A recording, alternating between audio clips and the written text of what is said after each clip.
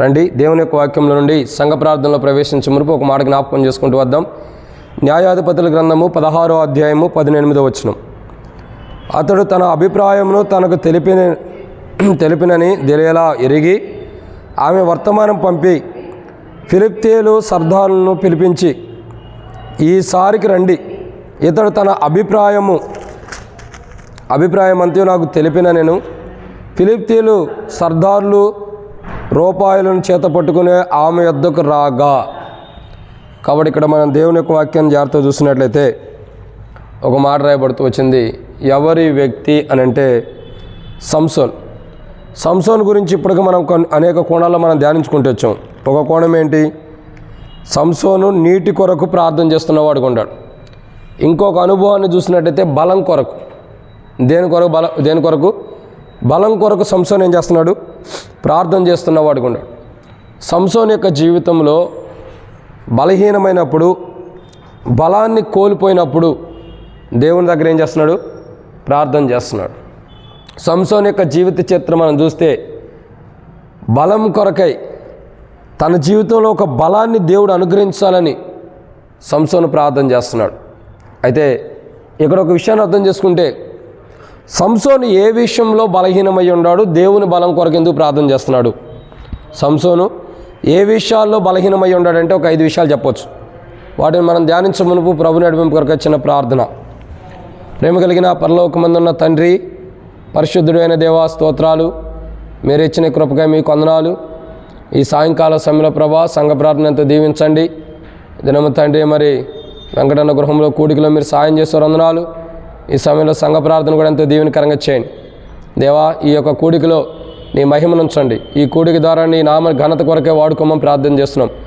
తెరవబడిన ఆకాశం మాకు అనుగ్రహించండి. ఆకాశం ఇప్పి పడదానంత విస్తారమని పరిశుద్ధాత్మను అభిషేకించమని ప్రార్థన చేస్తున్నాం. మాకు అది మాకు రాదు.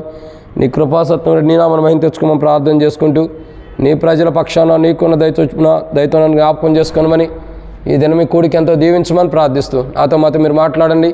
మీ వాక్య వెలుగులో మమ్మల్ని నడిపించండి. మా తండ్రి, మీ ఉద్దేశాలు, మీ ఆలోచనలు మా పట్ల ఏమైతేనే నెరవేర్చుకోనండి దేవా. మీరు నాతో మీరు మాట్లాడండి దేవా. మీ యొక్క నామని మహింకరంగా వాడుకోమని ప్రార్థన చేస్తున్నాం. మా తండ్రి, నీ నామ ఘనత కొరకే మీరు జరిగిస్తారని నమ్మి స్తుతిస్తున్నాం. సాయం చేయమని దినం పరిచయం అంతా దీవించమని, నాతో మీరు మాట్లాడతారని నమ్ముతూ ముందున్న సమయంతో దీవించమని దేవా. ఇప్పటి వరకు మీరు అన్ని కూడికి సాయం చేస్తున్నారు. ఈ కూడికి కూడా సాయం చేయండి. ఇదైనా అనంతరం చింతకుంటలో సెమీ క్రిస్మస్ కూడా దీవెనకరంగా చేయండి. అన్ని విషయాలు మీ నడిపింపును కోరుకుంటూ మాతో మాట్లాడమని, ప్రతి ఒక్కరు తీర్చమని దేవా. ఈ వర్తమాన విషయంలో మీ నడిపింపు, మీ అభిషేకం తెచ్చండి. కూర్చొని ప్రజలకు నేను వాక్యం అందిస్తాను. అర్హత లేని వాడిని, మానవుని జ్ఞానం సరిపోదని ఒప్పుకుంటున్నాం, మానవుని ఆలోచన సరిపోదని ఒప్పుకుంటున్నాం.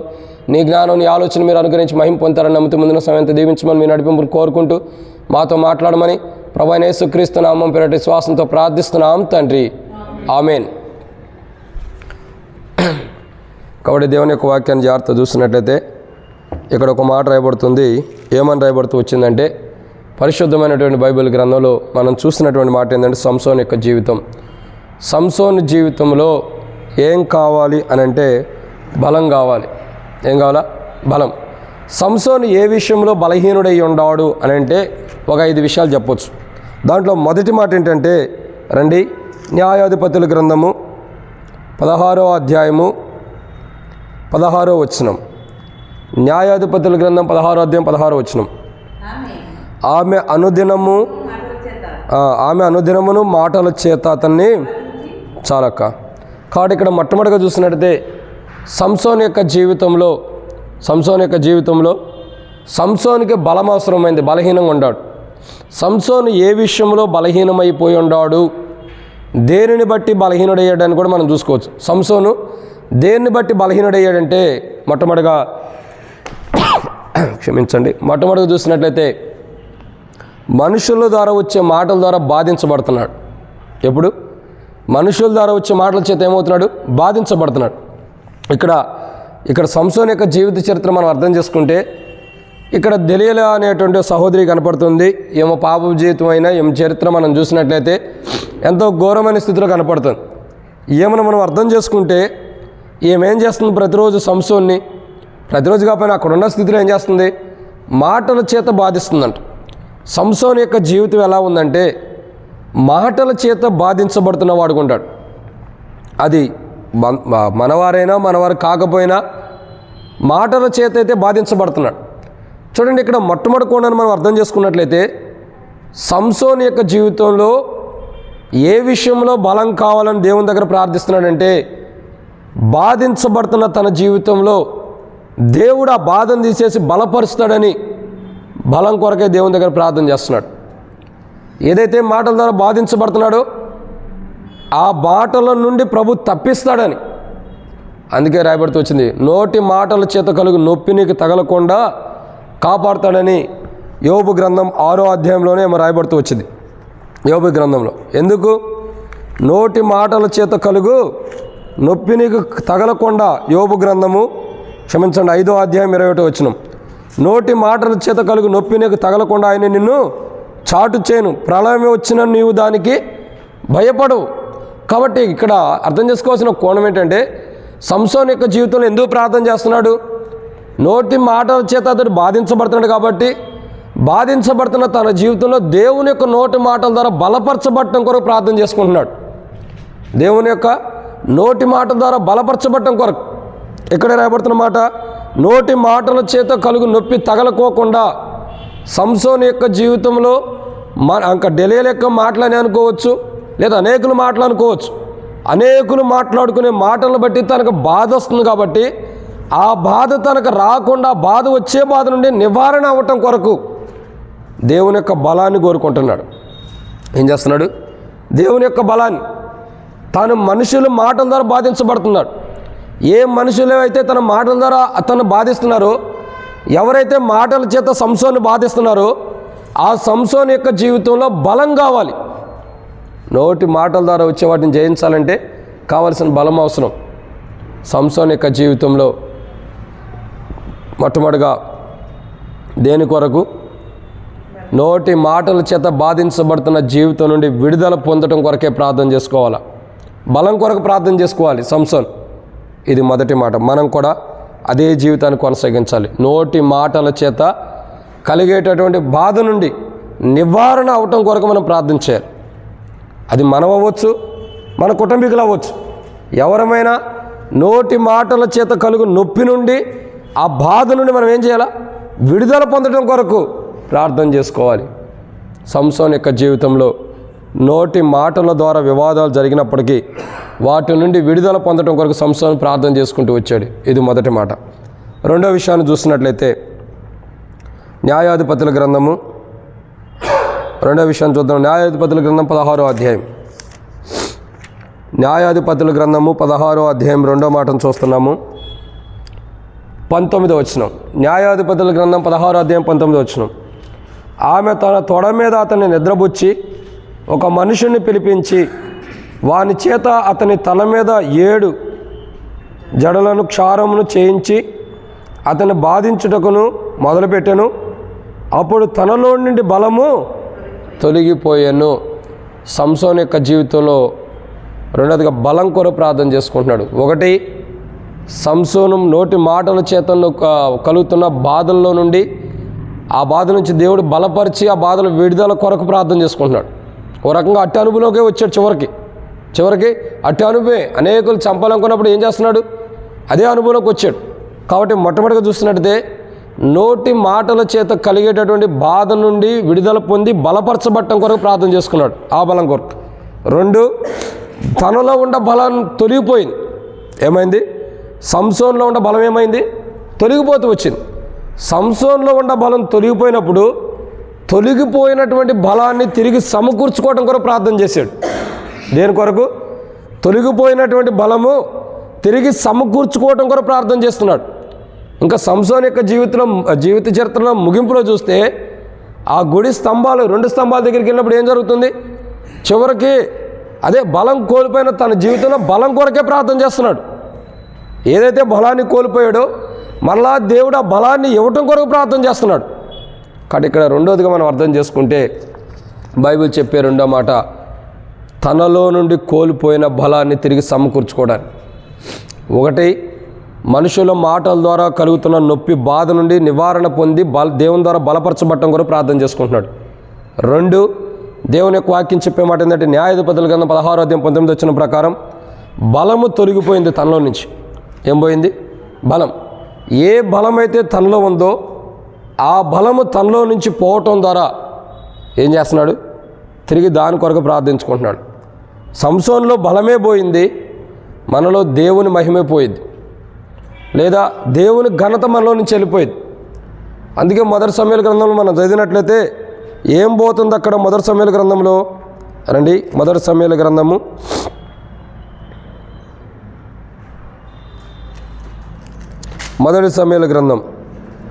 4వ అధ్యాయం 20వ వచనం. ఆమె మృతి నొందుచుండగా దగ్గర నిలిచున్న స్త్రీలు ఆమెతో భయపడవద్దు, కుమారుని కంటివనిరి కానీ ఆమె ప్రత్యుత్తరం ఇయ్యక లక్ష్యపెట్టకు నుండినదై దేవుని మందసం పట్టుబడిన సంగతిని, తన మామయు పెనిమిటియు చనిపోయిన సంగతిని తెలుసుకొని ప్రభావం ఇశ్రాయేలు నుండి పోయినని చెప్పి తన బిడ్డకు ఏకాబోదని పేరు పెట్టెను. దేవుని మందసము పట్టుబడి పోయినందున ప్రభావం ఇశ్రాయేలు నుండి చెరపట్టబడి పోయినని ఆమె చెప్పాను. ఇప్పుడు చెప్పండి, ఏం పోతుందని చెబుతుందామా? ప్రభావం అంటే అర్థం ఏంటి? దేవుని మహిమ. ఏం పోతుంది? దేవుని మహిమ. ఇశ్రాయేల్లో నుంచి దేవుని మహిమ వెళ్ళిపోతుందంట. కారణం ఏంటి? చేసిన తప్పులను బట్టి. సంసోన్ యొక్క జీవితంలో బలం పోవటానికి కారణం ఏంటి? సంసోన్ కూడా చేసిన తప్పులే. సంసోన్ యొక్క జీవితంలో ఇశ్రాయేల్ యొక్క ప్రజల్లో నుండి దేవుని మహిమ పోవడానికి కారణం ఏంటి? మందసం పట్టుబడిపోయింది. సంసోన్ యొక్క జీవితంలో తన బలం పోవటానికి కారణం ఏంటి? తాను పట్టుబడిపోయి ఉన్నాడు. ఒక స్త్రీ యొక్క ప్రేమకి, శరీరాశులకి పట్టుబడిపోయి ఉంటాడు కాబట్టి తన జీవితంలో ఉన్న బలాన్ని కోల్పోయాడు, దేవుని మహిమను కోల్పోతూ వచ్చాడు. చూడండి, ఇశ్రాయేల్ ప్రజలు దేవుని మహిమను మందసం పెట్టడం ద్వారా ఎలాగైతే కోల్పోయారు, పట్టుబట్టడం ద్వారా ఎలా కోల్పోయారో, సంసోను కూడా తాను పట్టుబట్టడం ద్వారా అదే మహిమను కోల్పోతున్నాడు. ఏ మహిమ అయితే సంసోనులో దేవుడు ఉంచాడో, ఒక గాడిద ఎముకతో ఎంతమందిని చంపాడు? 1000 మందిని చంపుకుంటూ వెళ్ళిపోయాడు.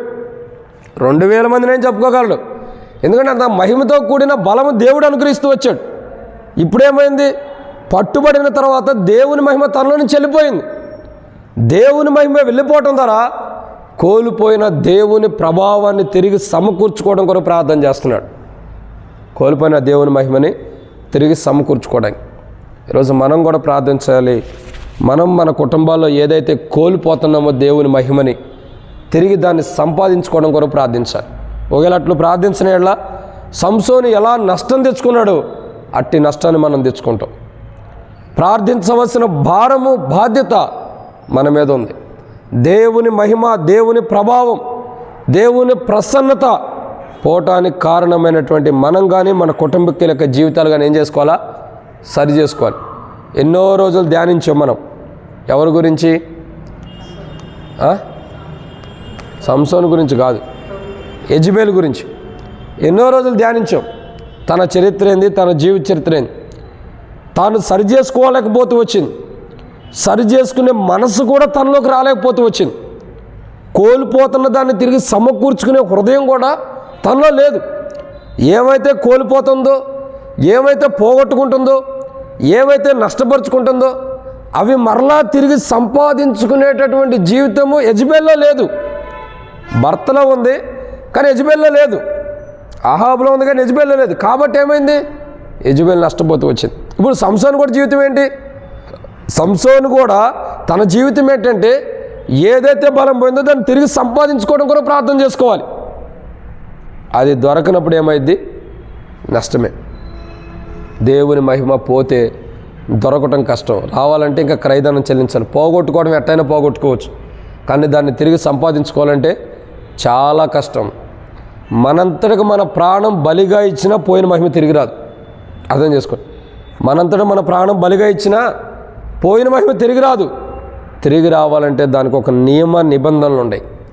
ఒక పరిశుద్ధమైన జీవితం ఉంది, ఒక పవిత్రమైన జీవితం ఉంది, ఒక మాదిరికరమైన జీవితం ఉంది. దాన్ని బట్టి మనలో నుండి వెళ్ళిపోయిన దేవుని మహిమ తిరిగి మరలా దేవుని సన్నిధికి వచ్చేసింది. కోల్పోయినటువంటి దేవుని మహిమ ఏమైంది? తిరిగి వచ్చింది. సంసోను యొక్క జీవితంలో మొట్టమొదటిగా మాటల ద్వారా వస్తున్న బాధల నుండి విడుదల పొందడం కొరకు ప్రార్థన చేసుకున్నాడు. రెండోది ఇక్కడ చూసిన మాట ఏంటి? ఏదైతే బలాన్ని కోల్పోయాడో తాను కోల్పోయిన దాన్ని మరలా తిరిగి సమకూర్చుకోవడానికి ప్రార్థన చేశాడు. ఈరోజు మనం మన కుటుంబాలు సంఘముగా విశ్వాసులుగా ఏవైతే మనం మందిర నిమిత్తమై ఎల్షద్దాయి నిమిత్తమే కానీ వ్యక్తిగత మన కుటుంబాల నిమిత్తమై మనం కోల్పోతున్నామో, అది మందిర నిమిత్తమైన మన కుటుంబాల నిమిత్తమైన సంఘం నిమిత్తమైన ఏవైతే మనం కోల్పోతున్నామో వాటిని మనం సరి చేసుకోవాలి. కోల్పోతున్నామంటే అర్థం ఏంటి? సంసోను కోల్పోయాడంటే తప్పులో ఉన్నాడు. ఇశ్రాయేలు ప్రజలు మహిమను కోల్పోయారంటే అర్థం ఏంటి? పాపం చేశారు. ఏదో తప్పు ఏదో పాపం మనలో ఉండబట్టే దేవుని మహిమ దేవుని ప్రభావం మనకు దక్కకోకుండా మన దగ్గర నుంచి దూరంగా వెళ్తుంది. ఆ కోల్పోయిన దేవుని మహిమ ప్రభావాన్ని మనం తిరిగి సమకూర్చుకోవాలి. ఇది 2. ఏదైతే కోల్పోయామో దాన్ని తిరిగి సంపాదించుకోవాలి. దేన్నైతే కోల్పోయామో తిరిగి దాన్ని దేవుని బలం ద్వారా సంపాదించుకోవడం కొరకే ప్రార్థన చేసుకోవాలి. ఇది 2.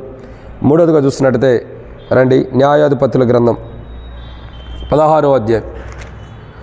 న్యాయాధిపతుల గ్రంథము 16వ అధ్యాయము 3వ మాట 20వ వచనం. ఆమె సంసోను ఫిలిష్తీయులు నీ మీద పడుచున్నారా అనగా అతడు నిద్ర మేలుకొని ఎట్లు నేను బయలుదేరి విడజిమ్ము కొందును అనుకొనెను. అయితే యెహోవా తనను ఎడబాసినని అతనికి తెలియలేదు. ఏం జరిగింది? దేవుడు ఎడబాసాడంట. దేవుడు దూరంగా అయితే ఏమైంది? బలహీనతలే వస్తాయి. దేవుడు దూరంగా ఉంటే బలహీనతలు వస్తాయి, బలాలు ఉండవు. దేవుడు దూరంగా వెళ్ళిపోతే బలహీనతలే. సంసోను యొక్క జీవితంలో దేవుడు తనను ఎడబాపటం ద్వారా బలహీనుడైపోయాడు. అప్పటి వాడికి ఎలా ఉన్నాడు? 1000 మందిని ఒకసారి చంపాడు. ఇంకా 4000 నక్కల్లో 3000 నక్కల్లో తీసుకొచ్చిన అనుభవం కూడా ఉంది. తీసుకోవడం, చంపడం, ఎన్నో ఆలోచనలు ఉన్నాయి. ఇంత బలం కలిగినోడు బలహీనుడు ఎందుకు అయ్యాడు? దేవుడు తనని ఎడబాసాడు. ఏం చేశాడు? దేవుడు తనని ఎడబాసాడు. ఎడబాసినప్పుడు ఏమైంది? దేవుడు మనల్ని విడిచిపెడితే మనలో భయం వచ్చేసింది. ఏమొచ్చింది? భయం. సౌలుని దేవుడు విడిచిపెట్టినప్పుడు దావీదుని దేవుడు పట్టుకున్నప్పుడు దావీదును చూసి సౌలు భయపడ్డాడు. ఎందుకు భయపడ్డాడు? దేవుడు తనను విడిచిపెట్టి దావీదుకు తోడైండుట చూసి, దేవుడు నన్ను విడిచిపెట్టాడక దావీదుతో తోడుకున్నాడని చూసి సౌలు ఏం చేస్తున్నాడు? భయపడిపోతున్నాడు. సంసోను యొక్క జీవితంలో దేవుడు విడిచిపెట్టాడంటే సంసోను చరిత్ర ఏంటో చాలా కష్టతరమైన విషయం. కాబట్టి ప్రతి మనిషి యొక్క జీవితంలో ఏదైతే దేవుడు మనల్ని ఎడబాసడానికి కారణాలు ఉండే వాటిని మనం సరి చేసుకోవాలి. సంఘముగా, దేవుని ప్రజలుగా, దేవుని బిడ్డలుగా ఉండ మనల్ని ఏవైతే మనల్ని ఎడబాపుతే దేవుని కృపను బట్టి మనం దూరం అయిపోతున్నాం. దేవుడు మనల్ని ఎడబాసడానికి గల కారణం ఏంటో మనం సరి చేసుకోవాలి. దేవుడు మనల్ని ఎడబాపుతున్నాడంటే, దేవుడు మనల్ని వద్దని దూరంగా వెళ్తున్నాడంటే మనం నష్టమే తెచ్చుకుంటాం కానీ మేలుని తెచ్చుకోలేం.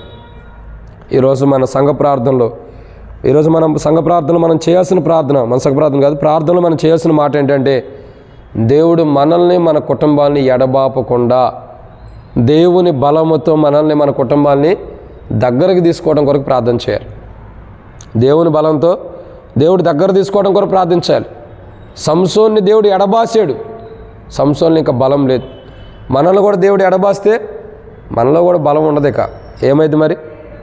నిస్సహాయములు అవుతాం, బలహీనం అయిపోతాం. బలహీనుడు ఏం చేస్తాడు? ఎక్కువ దూరం నడవలేడు. బలహీనుడు ఆరోగ్యంగా ఉండలేడు. బలహీనుడు ఎక్కువ కూడా మాట్లాడలేడు. దేవుడు మనల్ని ఎడబాస్తే మనం బలహీనం అయిపోతాం. అలా దేవుడు ఎడబాపుకోకుండా, బలహీనం కాకుండా బలపరచబట్టం కొరకే ప్రార్థన చేయాలి. దేవుడు మనల్ని ఎడబాసి ఉంటే ఎందుని బట్టి దేవుడు ఎడబాసాడో అది సరి చేసుకుని బలవంతులం కావటం కొరకే ప్రార్థన చేసుకోవాలి. ఇది 3. 4వ విషయం ఏంటంటే న్యాయాధిపతుల గ్రంథం 16వ అధ్యాయం 21వ వచనం. న్యాయాధిపతుల గ్రంథం 16వ అధ్యాయం 21వ వచనం. అప్పుడు ఫిలిష్తీయులు అతన్ని పట్టుకొని అతని కన్నులను ఓడదీసి గాజాకు అతన్ని తీసుకొని వచ్చి ఇత్తడి సంఖ్యల చేత అతన్ని బంధించిరి. కాబట్టి ఇక్కడ రాయబడినటువంటి మాట ఏంటంటే బలహీనమై బంధించబడినప్పుడు ఆ బంధించబడిన స్థితి నుండి విడుదల పొందడం కొరకై దేవుని బలం కొరకు ప్రార్థించాలి. చూడండి, పేతురు బంధించబడ్డాడు చెరసాల్లో. ఏమవుతూ వచ్చింది? చెరసాల్లో పేతురు బంధించబడితే దేవుని బలముతో దేవుడు తన దూతలకు ఆజ్ఞాపించడం ద్వారా ఆ దేవుని యొక్క బలం చేత ఆ దూతలు ముందులకు నడవటం ద్వారా ఏం జరిగింది? చెరసాల యొక్క సంఖ్యలు కూడా వెలిగించబడ్డాయి, గేటులు 2 కూడా తెరవబడుతూ వచ్చినాయి. కారణం ఏంటి? దేవుని బలం, దేవుని యొక్క బలం అన్నది అక్కడ కనబడుతూ వచ్చింది. ఇంకంతకంటే శ్రేష్టకరమని చెప్పమంటారా? యేసు ప్రభువు యొక్క సమాధి బంధించబడి ఉంది. సమాధిని ఏం చేశారు? బంధించారు. పెద్ద రాయి పెట్టి దానికి మళ్ళీ సంఖ్యలేసి బంధించారు. దాని దగ్గర అనేక మంది కాపలా ఉన్నారు. ఎందుకంటే ఆ యొక్క సమాధి బయటికి రాకుండా ఉంటారు. సమాధిలో నుంచి యేసు ప్రభువుని బయటకు తీయకుండా ఉండటానికి. ఎంత బంధించినా దేవుని యొక్క బలము క్రింద మానవుని బలం సరిపోయిందా? చెరసాల సంఖ్యలు ఎట్ట బద్దలైపోయినా దానికంటే మంగళ సమాధి సంఖ్యలు బద్దలైనవి. సమాధి రాయి తొలిపించబడుతూ వచ్చింది, సంఖ్యలు బద్దలైపోతూ వచ్చినాయి. ప్రభు బయటకు వస్తూ వచ్చాడు. దేవుని బలం ఎంత గొప్పదో చూడండి. బంధించబడిన వాటిని విడుదల కావాలంటే దేవుని బలమే. సంసోను అదే కోరుకుంటున్నాడు. అయ్యా, నేను బంధించబడ్డా, నాకు బలం కావాలి. బంధించేసారు శత్రువులు, దాని నుండి బలం కావాలి సంసోనుకి. ఈరోజు మనం దేని నుండి అయితే బంధించబడ్డామో వాటి నుండి విడుదల పొందడం కొరకు బలం కావాలి మనకి. బహుశా మనం బయటికి రాలేకపోతున్నామేమో, విడుదల పొందలేకపోతున్నామేమో, విడుదల పొందలేని స్థితిలో ఉంటున్నామేమో. ఎంత ప్రయత్నించినా ఒకానొక విషయంలో మనం విడుదల పొందలేకపోతున్నామేమో. దాని నుంచి విడుదల పొందాలి ఈరోజు. ఎట్లా అంటే దేవుని బలం ద్వారా పొందగలుగుతాం దాని నుండి విడుదల. దేని నుంచి అయితే మనం బాధించబడుతున్నామో దాని నుంచి విడుదల కావాలంటే దేవుని బలం అవసరం. ఈరోజు మనం ప్రార్థించాలి. ప్రభా, ఫలానా దాని విషయమై నేను బంధించబడుతున్నా, ఫలానా దాని విషయమై నేను బంధించబడి ఉండా, దాని నుండి నాకు విడుదల దయచే ప్రభు అని మనం ప్రార్థించాలి. ఏం చేయాలా? దాని నుండి మాకు విడుదల తెచ్చే. ఏది నేను బంధించబడ్డాను, దేని ద్వారా బంధించబడ్డానో దాని నుండి నాకు విడుదల తెచ్చేయమని ప్రార్థించాలి. ఎప్పుడైతే మనం బంధించబడిన స్థితి నుండి విడుదల కొరకు ప్రార్థన చేస్తామో ఖచ్చితంగా దేవుడు ఏం చేస్తాడు? విడుదలిస్తాడు. కాబట్టి మొట్టమొదటిగా నోటి మాటల చేత బాధించబడుతున్న స్థితి నుండి విడుదల కొరకు బలం కావాలి, దాని నుండి విడుదల కొరకు. 2, దేవుని యొక్క బలము కోల్పోయినప్పుడు దేవుని బలం కొరకు ప్రార్థన చేసుకుంటున్నాడు. మనకిచ్చిన మనం కోల్పోయినప్పుడు తిరిగి సంపాదించుకోవాలి. 3, దేవుడు మనల్ని ఎడబాసిన విధానాన్ని బట్టి, దేవుడు మనల్ని ఎంతకైతే ఎడబాసి దూరంగా వెళ్ళాడో ఆ ఎడబాసిన స్థితి నుండి మనం ఏం చేయాలా? దగ్గరికి రావటం. దేవుడు మనల్ని దూరం చేసుకున్నాడు, దేవుడు మనల్ని విడిచిపెట్టాడంటే అది మనకు నష్టం. విడిచిపెట్టబడిన స్థితి నుండి మనం దగ్గరికి రావడం కొరకు ప్రార్థించాలి. 4, బంధించబడిన స్థితి. ఏంటి? బంధించబడిన స్థితి. దేని నుండి అయితే మనం బంధించబడ్డామో దాని నుండి విడుదల కొరకు ప్రార్థించాలి. చెప్తున్నాం కదా, కొంతమంది ఆచారాల్లో బంధించబడతారు, కొంతమంది అలవాట్లలో బంధించబడతారు, కొంతమంది కట్టుబాట్లలో బంధించబడతారు, కొంతమంది రకరకాల విషయాల్లో రకరకాల విషయాల్లో బంధించబడి ఉంటారు. క్రైస్తవులే, దేవుని బిడ్డలే, రక్షించబడిన వారే, మారుమనసు బాప్తిసం పొందిన వారే, కానీ వాటి నుండి విడుదల పొందలేరు అంట కదా. దేవుని రాజ్యం అంటే కట్టుబాట్లు, బంధించబడిన వాటితో దేవుని రాజ్యం లేదు. అటువంటి వారికి లేదు. ఆచారాలు, కట్టుబాట్లు, పద్ధతులు వీటి ప్రకారం వెళ్ళే వారికి దేవుని రాజ్యం ఉండదు. మరి ఎవరికి ఉంది? ఈ బంధించబడిన స్థితులు అన్నింటిలో నుంచి విడుదల పొంది స్వేచ్ఛగా ఉండ వ్యక్తికి దేవుని రాజ్యంలో స్వాతంత్రం ఉంది. ఎందుకంటే ఇక్కడి నుంచి అన్నిటిని పోగొట్టుకున్నాడు. దేవుని రాజ్యంలో దేవుడు తనకేమవసరం వాటిని ఇస్తాడు. అక్కడ ఈ లోకంలో కులాలు, మతాలు, ఆచారాలు, అన్యుల ఆచారాలు, అన్ని కట్టుబాట్లు మనలో ఉంటే దేవుని రాజ్యాన్ని మనం కోల్పోతాం. అది బంధించబడిన స్థితి. వాటి నుండి విడుదల కొరకేగా ప్రభు శిలువ కార్యం జరిగించింది. ఆచారాలు ఏవైతే ఉండేవో, అలవాట్లు ఏవైతే ఉండేవో, కట్టుబాట్లు ఏవైతే ఉండేవో వాటి నుండి విడుదల పొందడం కొరకే ప్రభు శిలువ కార్యం చేసింది. ఇంకా మనం కట్టుబాట్లలో, ఆచారాల్లో నలుగురు జీవిస్తున్నట్టు అదే మార్గంలో అలవాటు ప్రకారం ఆచారాల్లో కొనసాగుతున్నామంటే ఆ శిలువ మన పక్షాన ఏమైంది? వ్యర్థమైపోయినట్టే. ఆ శిలువ కార్యం మన పక్షాన వ్యర్థమైపోయినట్టే. అరే, ప్రభు అంత గొప్ప కార్యం చేసి శిలువ కార్యం ద్వారా ఈ ఆచారాలు, అలవాట్లు, పద్ధతుల నుండి బంధించబడిన ఆ స్థితి నుండి విడుదలిస్తే మరలా వాటిని కొనసాగుతున్నామంటే అర్థం ఏంటి? మరలా వాటిని అనుసరిస్తున్నామంటే ఈ శిలువ కార్యాన్ని వ్యర్థం చేసుకున్న వ్యర్థమైందని అర్థం. ఈ సిలువ కార్యం ఎక్కడైనా సిలువ కార్యం వ్యర్థమైపోయిద్దా? వ్యర్థం కాదు. కానీ మనలో మనం వ్యర్థపరుచుకుంటున్నాం. ఈ ఆచారాలు, కట్టుబాట్లు, కులాలు, మతాలు, ఇవి ఒక ఆచారాలు ఉంటాయి. ఇది అలా చేయాలి, అది ఎలా చేయాలన్న ఆచారాలు. వీటన్నిటి నుండి, కట్టుబాట్ల నుంచి ఎప్పుడైతే మానవుడు విడుదల పొందుతాడో ఆ వ్యక్తి జీవితం బాగుండేది. బంధించబడిన ప్రతి స్థితి నుంచి విడుదల పొందాలి. ఆచారాలు, అలవాట్లు, పద్ధతులు అన్నీ బంధించబడినాయి. వాటి నుండి విడుదల పొందాలి. సంఘంలో కూడా ఎంతోమంది ఉంటారు, విశ్వాసులు ఎంతోమంది ఉంటారు, ఆచారాల్లో కూరుకుపోయిన వారు ఎంతోమంది ఉంటారు, అలవాటు ప్రకారం చేసేవాళ్ళు ఉంటారు, కుల కట్టుబాట్లని చేసేవాళ్ళు ఉంటారు, మత కట్టుబాట్లని చేసేవాళ్ళు ఉంటారు, అన్యుల ఆచారాల ప్రకారం క్రమము కాని పనులు చేసేవాళ్ళు ఉంటారు. వీళ్ళందరూ బంధించబడిన స్థితిలో ఉండేవాళ్ళే. ఈరోజు మన ప్రార్థన ఏంటంటే, సంఘంలో క్రీస్తు శరీరంలో ఉంటూ కూడా లోకాచారాలు, లోక అలవాట్లు, లోక పద్ధతుల వైపు బంధించబడిన మనుషులు విడుదల నొందటం కొరకు మనం ప్రార్థన చేద్దాం. ఎవరి కొరకు విడుదల? ఎవరి విడుదల? లోకాచారాలు, అన్యుల ఆచారాలు, ఇంకా కట్టుబాట్లు, కుల కట్టుబాట్లు, మత కట్టుబాట్లు అని అనేక రకమైన కట్టుబాట్లు, ఆచారాల్లో కూరుకుపోయిన ప్రజలు విడుదల పొందటం కొరకు మనం ప్రార్థన చేద్దాం. ఎవరి ప్రజలు? అదే ఎవరు బంధించబడింది? విశ్వాసులే. అన్యుల సంగతి కాదు, విశ్వాసులే ఇంట్లో బంధించబడిన వాళ్ళు ఉంటారు. ఇక అయినా మనం చెప్పుకుంటే చాలా ఉండేది. ఎట్లా బంధించబడుతున్నాడో కూడా తెలుసు. ఆ బంధించబడిన ఆచారాలు, అలవాట్లు, కట్టుబాట్ల నుండి విడుదల పొందడం కొరకు ప్రార్థన చేద్దాం. ఇదన్నమాట 4. సంసోను యొక్క జీవితంలో బంధించబడిన తన స్థితి నుంచి విడుదల కావాలి. విడుదల కావాలంటే బలం కావాలి. తనకి బంధించబడిన వాటి నుండి విడుదల పొందడం కొరకు కావాల్సిన బలం కొరకు దేవుని దగ్గర ప్రార్థన చేసుకోవాలి. చేస్తున్న అనుభవాలు కూడా ఉన్నాయి. మనం వేటిలో బంధించబడ్డాము, ఏ ఆచారాలు, కట్టుబాట్లు బంధించబడ్డాము, వేటి ద్వారా బంధించబడి ఉన్నాం, వాటి నుండి విడుదల పొందడం మనమే కాదు, సంఘంలో, మందిరంలో ఉన్న ప్రతి విశ్వాసి కూడా. కులాలు, మతాలు, అన్యుల ఆచారాలు, ఇదొక ఆచారాలు, కట్టుబాట్లు ఉంటాయి. ఆ కట్టుబాట్లను అన్నిటి నుండి కూడా విడుదల పొంది స్వాతంత్రుడుగా చేయబట్టం కొరకే ప్రార్థన చేద్దాం. ఇది 4.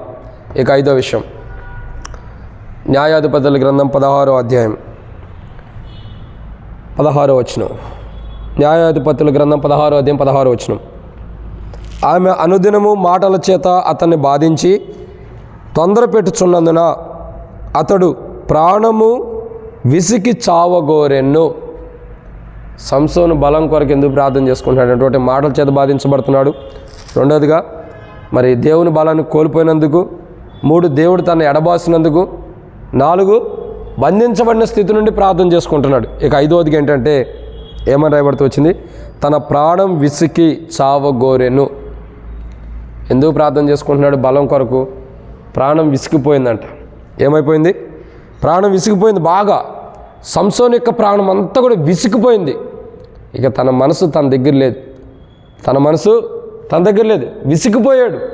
ఎంతగా విసిగిపోయాడంటే ఈ బ్రతుకు బతికే కంటే చావటమే మంచిది అనుకుంటున్నాడు. ఏమనుకుంటున్నాడు? ఈ జీవితం జీవించే కంటే, ఇలా ఉండే కంటే విసిగిపోయి చచ్చిపోవటం మంచిది అనుకుంటున్నాడు. నేనంట మనుషులను బట్టి విసిగించబడిన దేవుడు మనల్ని దగ్గరికి తీసుకుంటాడు. మనుషులు మనల్ని విసిగించినప్పుడు మనం చచ్చిపోవాలనుకుంటాం. కానీ దేవుడు మనుషులను బట్టి విసిగిపోతున్న మనుషుల్ని దగ్గరకు తీసుకుని ఆ మరణం తప్పించి నిత్యజీవం ఇస్తున్నాడు. మరణం తప్పించి నిత్యజీవం ఇస్తున్నాడు. ఈరోజు మన ప్రార్థన ఏంటంటే, ఎవరైతే తమ ప్రాణాలు విసిగిపోయి చనిపోవాలనుకుంటున్నారో అటువంటి వ్యక్తుల యొక్క మరణాలు దేవుడు తప్పించి నిత్యరాజ్యం కొరకు అనేకులు సమకూర్చడం కొరకు ప్రార్థన చేద్దాం. ప్రాణం విసిగిపోయి చనిపోతేనే బాగుండిద్ది అనుకునే ప్రజల యొక్క జీవితాలు మార్పు నొంది వారు చనిపోవటం కాదు, బ్రతికుండి దేవుని సేవ చేస్తూ అనేకులు బ్రతికించే మార్గంలో నడిపించడం కొరకే ప్రార్థన చేద్దాం. సంసోనుకి దేవుడు ఎంత ధన్యత ఇచ్చాడు, ఎంత శ్రేష్టకరమైన సమయాన్ని ఇచ్చాడు. కానీ సంసోను ఏం చేశాడు? పాడు చేసుకున్నాడు. ఈరోజు మన స్థితులు కూడా అలాగుండే. అలా పాడు చేసుకోకుండా దేవుడిచ్చిన దాన్ని కాపాడుకుంటూ నష్టపోకుండా ఎవరైతే మన ప్రాణం విసిగిపోతున్నా దేవుని బలాన్ని పొంది విసిగిపోతున్న ప్రాణాన్ని నిలబెట్టుకోవడం కూడా ప్రార్థన చేద్దాం. సంఘంలో ఉండే ప్రాణాలు విసిగిపోయి నష్టపోతున్నా వారు కూడా నిలబెట్టడం కూడా ప్రార్థన చేద్దాం. ఇంకా ఎవరైనా మనకు తెలిసినా తెలియని వారు అనేకమైన పరిస్థితుల్లో విసిగిపోయి ఆత్మహత్యలు చేసుకోవాలనే వాళ్ళు అనేక మంది ఉంటారు. ఆత్మహత్యలు చేసుకోవాలనుకునే వాళ్ళు అనేక మంది ఉంటారు. మనకు తెలియని వారు చాలామంది ఉంటారు. ఇలా ఆత్మహత్యలు చేసుకుని చనిపోదాము, బ్రతకొద్దు, ఈ బాధలు, ఈ కష్టాలు మనకొద్దని ప్రాణం విసిగిపోయి ఆత్మహత్యలు చేసుకునే ప్రజలు వారి జీవితాల్లో ఆత్మహత్యలు చేసుకోకుండా దేవుడు వారిని ఆత్మహత్యలు చేసుకోవాలనుకున్న వారిని కాపాడి వారి జీవితం మార్చి వారికి నిత్యత్వం ఇచ్చి వారిని దేవుని పరిచర్య కొరకు చచ్చిపోవాలనుకున్న వ్యక్తుల్ని దేవుడు మార్చి వారికి నిత్య జీవం ఇచ్చి అనేకులను కూడా బ్రతికించే అనుభూలకు వారిని నడిపించబట్టడం కొరకు ప్రార్థన చేద్దాం. ఏం చేయాలా? ఒక ఆత్మహత్య చేసుకోవాలనుకున్న వ్యక్తిని మనకు తెలియపోవచ్చు, తెలియపోయిన ఎంతోమంది ఉంటారు. ఈరోజు తెలియని వ్యక్తులు కూడా ప్రార్థన చేస్తే ఎవరో ఒకరు కాపాడబడతారు. కాపాడే దేవుడు ఎవరో కాదు, కాపాడబడతారు. అయితే మనం ఏం చేయాలా? ఆత్మహత్యలు చేసుకుంటూ ప్రాణం విసిగిపోయి చచ్చిపోదాం అనుకున్న మనుషులకి వారు దేని బట్టి ప్రాణం విసిగిందో తెలియదు. కొంతమంది భార్యను బట్టి భార్య బాగా విసిగిస్తే ప్రాణం విసిగిపోయి చచ్చిపోవాలనుకుంటారు.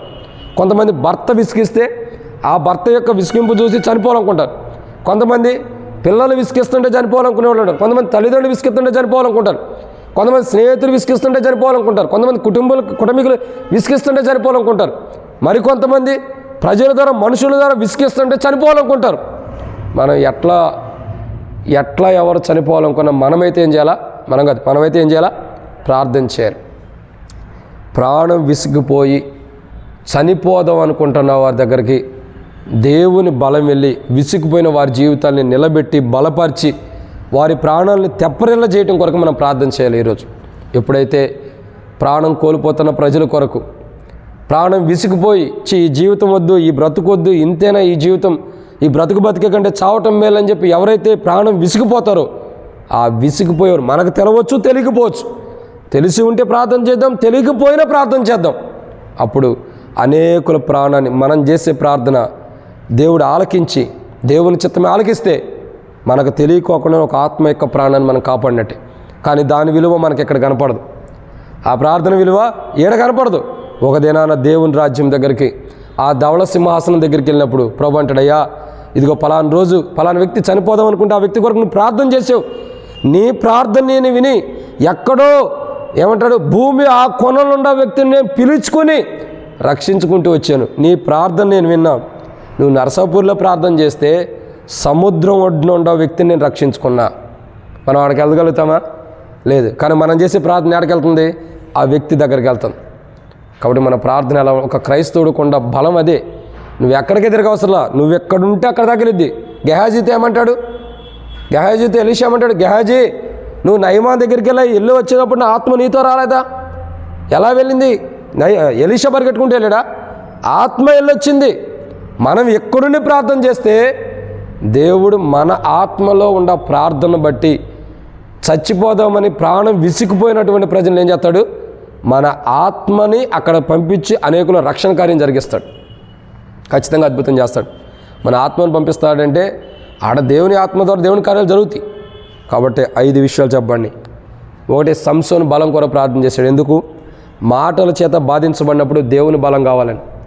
2, సంసోన్ని దేవుడు ఎడబాసినప్పుడు కోల్పోయిన బలాన్ని తిరిగి సమకూర్చుకోవడం కొరకు ప్రార్థించాడు. 3 ఎడబాసినప్పుడు 1 మాటల చేత బాధించబడుతున్నప్పుడు బలం, ఆ మాటల చేత బాధించబడుతున్న బలహీనమైన మాటలను జయించడం కొరకు బలం కావాలి. దేవుని బలం కొరకు ప్రార్థించుకున్నాడు. 2 దేవుడు తనలో ఉన్న బలాన్ని తీసివేసినప్పుడు కోల్పోయిన బలాన్ని తిరిగి సమకూర్చుకోవడానికి ప్రార్థన చేశాడు. 3 దేవుడు తనను ఎడబాసినప్పుడు దేవుడు ఎడబాయటం ద్వారా బలహీనుడయ్యాడు. ఆ బలహీనమైన తన జీవితంలో దేవుడు తనను ఎడబాసాడు కాబట్టి మరలా దగ్గరికి దేవుడు తీసుకుని తనను బలపరచడం కొరకు ప్రార్థించాడు. 4 బంధించబడిన స్థితిలో సంసోను ఉన్నాడు. వేటిని బట్టి బంధించబడ్డాడు? వాటి నుండి విడుదల కొరకు ప్రార్థించాడు. 5 సంసోను యొక్క జీవితంలో ప్రాణం విసిగిపోయిన స్థితిలో కూడా ప్రార్థన అనుభవం అవసరం. ఏం కావాలా? ప్రార్థన. ఈ 5 అనుభవాల్లో సంసోను కొంతమటి ప్రార్థన చేశాడు, కొంతమటి చేయలా. కానీ మనమైతే మాటల చేత మనం బాధించబడినా, మనకు తెలిసిన వారు బాధించబడ్డా, దేవుని బలం, దేవుడిచ్చే ఆశీర్వాదాలు మనం కోల్పోయినా, మన కుటుంబీకులు కోల్పోయినా, లేదా సంఘస్థులు విశ్వాసులు కోల్పోయినా, విశ్వాసులు కూడా మాటల చేత పడుతున్నా, విశ్వాసులు బలాన్ని కోల్పోయినా, విశ్వాసులను దేవుడు ఇచ్చిపోయి ఎడబాసిన, మనల్ని మన కుటుంబాన్ని ఎడబాసిన, మన కుటుంబం బంధకాల్లో బంధించబడి ఉండా, విశ్వాసులు బంధించబడి ఉండా, ఇంకా మనము విశ్వాసులు మన కుటుంబం ప్రాణం విసిగిపోయినప్పటికీ మనం 5 లక్షణాల్లో మనం చేయాల్సిన ప్రార్థన ఏంటంటే, ఈ 5 లక్షణాలను జయించాలంటే దేవుని బలం మనకు అవసరం. మనుషుల మాటలను బట్టి వచ్చే బాధను జయించాలంటే బలం కావాలి. మనలో కోల్పోయిన బలాన్ని తిరిగి సమకూర్చుకోవాలంటే దేవుని బలమే మనకు కావాలి. దేవుడు మనల్ని ఎడబాసాడంటే మరలా దేవుని బలం మనలో నింపాలి. దేవుడే వచ్చి మనల్ని నింపాలి దగ్గరికి. ఇంకా బంధించబడిన విడుదల పొందాలంటే దేవుని బలమే. సమాధులే బద్దలైపోతున్నాయి. ఇంకా ప్రాణం విసుకుపోయిన మన జీవితాల్లో, బలహీనంగా ఉన్న మన జీవితాల్లో దేవుని బలమే మనకు బలపరిచి విసుకుపోయిన ప్రాణాన్ని ఏం చేయాలా? మరలా తిరిగి కట్టాలి. అట్లా కట్టడం కొరకై మనమందరం కూడా ప్రార్థన చేసుకుందాం. సంసోను యొక్క జీవితంలో బలం కొరకు ప్రార్థించాడు.